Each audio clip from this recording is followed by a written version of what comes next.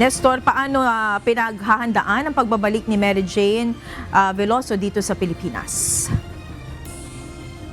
Magandang tanghali po, magandang gabi Monica. Sa ngayon nga ito talagang handang-handa yung kanyang pamilya sa pagbabalik nga ni Mary Jane at ito nga ay kung sakasakaling mabibigyan siya ng presidential clemency ay talagang inaayos na yung kanyang tutuluyan sa bahay, partikular doon sa lugar nga sa barangay Borol sa Natividad, Nueva Ecija. Labis ang pananabik sa ina ang nararamdaman ng 22 anyos na si Daniela Candelaria, ang panganay na anak ni Mary Jane Veloso. Ayon kay Daniel, taong 2010, 7 taong gulang lamang siya nang mag-abroad ang kanyang ina para magtrabaho ito sa Indonesia. Pag-asa nitong may ahon sila sa kahirapan at mapagtapos sila ng kanyang kapatid sa pag-aaral, ngunit nangyari ang hindi nila inaasahan. 7 taon po ako nung nag-abroad po si mama sa Indonesia po. Yun nga po, para daw po sa pangarap namin, sa pag-aaral po namin, kaya gusto niya mag-abroad. Sabik na sabik po kami magkapatid sa yakap po ng nanay namin.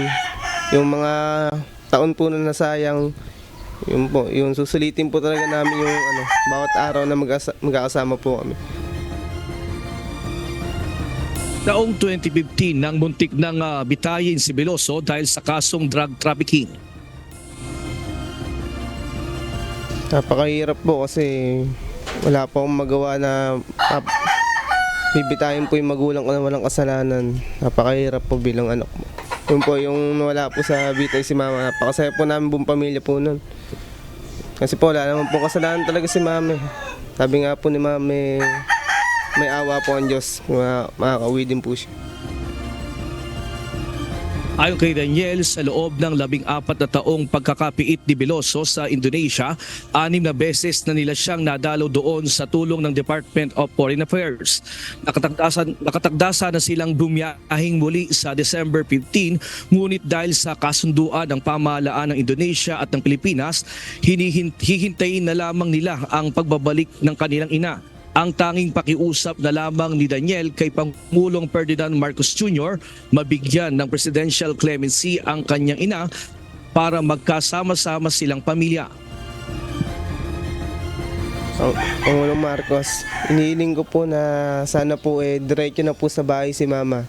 Kasi po, sabik na po kami magkapatid na mayakap po siya, malikan po. Sobrang tagal na rin pong nakulong ni mama na wala naman pong kasalanan. Yun po yung hiling ng buong pamilya po namin, pamilya Veloso po, na sana po makauwi na po siya at diretso na po dito sa bahay.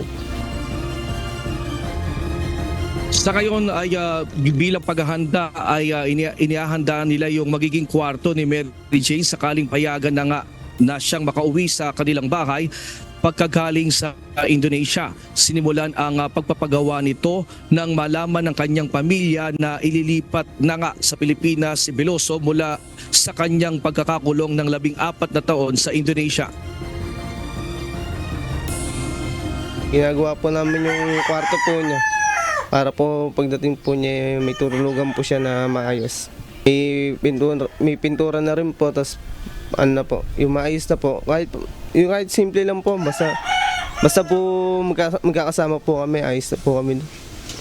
Yung paghahanda na maibibigay ko rin po sa kanya, na yun nga po, asikasuhin po yung kwarto niya. Samantala, bukod sa inihahandang kwarto, inihahanda rin umano nila ang paborito nito.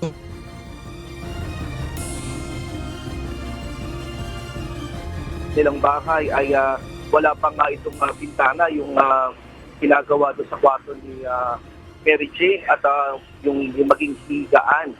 Pero inaasahan nila na makukumpleto ito at maayos at magkaroon din ng air condition sana yung kanyang kwarto sa pag-uwi dito sakaling ang maprobahan yung mabigyan siya ng presidential clemency.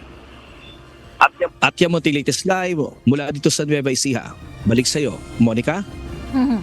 Nestor, alam na ba ng kanyang pamilya kung kailan talaga uuwi si Mary Jane Veloso at may ugnayan na ba sila sa kanya?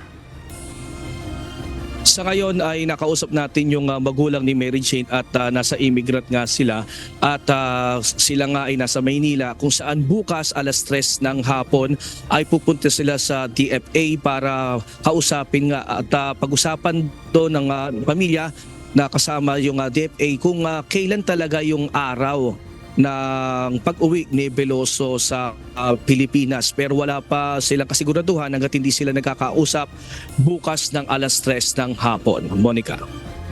At uling tanong na lang, Nestor, no, kung sakaling mapauwi si Mary Jane Veloso, saan muna siya ilalagay? Saan ang kanya magiging kustodiya? Kung sakaling mauwi si Mary Jane Veloso, ang target nila ay idiretso ito nga doon sa Burol Mamerto, sa barangay Burol Mamerto sa Natividad, Nueva Ecija, doon sa pinatayo nilang bahay kung saan nga ay mayroong tumulong sa kanila para mapagawa yung bahay noong taong 2015 pa.